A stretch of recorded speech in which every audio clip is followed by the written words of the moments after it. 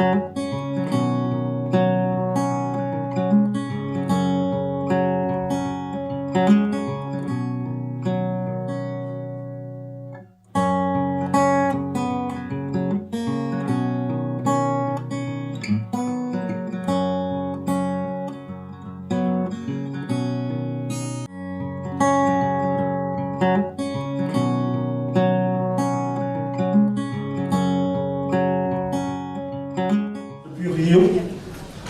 1992, la communauté internationale s'est donnée pour principaux instruments de lutte contre le changement climatique. Les deux principaux étaient le développement des énergies renouvelables et le développement de l'efficacité énergétique. L'Institut de l'énergie et de la francophonie pour le développement durable s'est donné comme mission d'accompagner les États membres dans la conception et la mise en œuvre de ces politiques, incluant le développement des énergies renouvelables et de l'efficacité énergétique. L'IFDD y avait également ajouté un volet d'accès à l'énergie qui aboutit à la création du club des agents de l'électrification rurale en partenariat avec l'ADEME de France et avec un financement de l'Union européenne. Je vais conclure ici en m'adressant à mes collègues des pays du Sud que nous avons conviés à cette semaine de conférences et d'événements sur les bâtiments, sur les villes durables et les territoires durables. Avec tous les exposés sur cette thématique que nous avons eus, nous espérons avoir suscité des vocations. Il existe également quelques bonnes pratiques qui sont relevées dans les pays en développement qui auraient mérité, elles aussi, d'être présentées au cours de cette semaine. Nous pensons organiser un événement futur au cours desquels on présentera également des bonnes pratiques qui sont issues des pays en développement. Next speaker in this session is Ibrahim Al-Zubi from Dubai.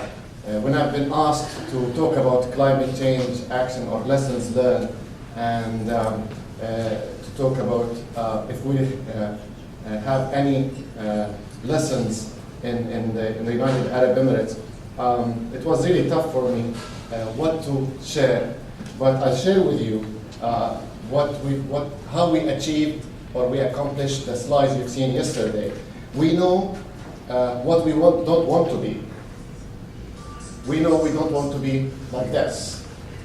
We identified where GHGs are coming from. We benchmarked our city to other cities, without mentioning names, of course, but north and south, from the most or least polluted cities to the most polluted cities, and we identified causes for climate change. Next speaker of the session is Sharon Gill, who's a focal point for the Global Initiative for Resource Efficient Cities.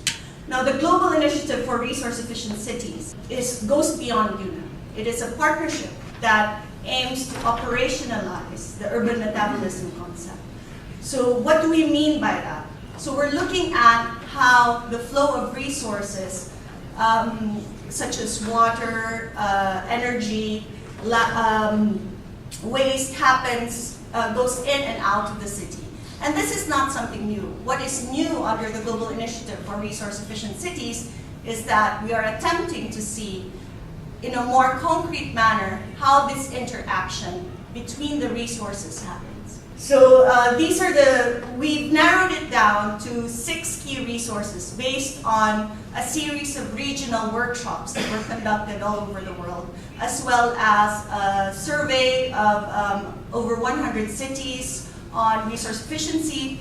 So the resources that the Global Initiative for Resource Efficient Cities is looking at are water, energy, food, materials, land, and of course, waste as a byproduct, but again, looking at closing the loop and bringing it again into the city as waste to energy, as was already discussed in previous discussions. The next speaker is Christophe Lalande from UN Habitat. Our approach is quite holistic but also basic. We are piloting innovative housing mechanisms through normative work and also operative work. So we are doing research, we are also piloting projects at country level, city level.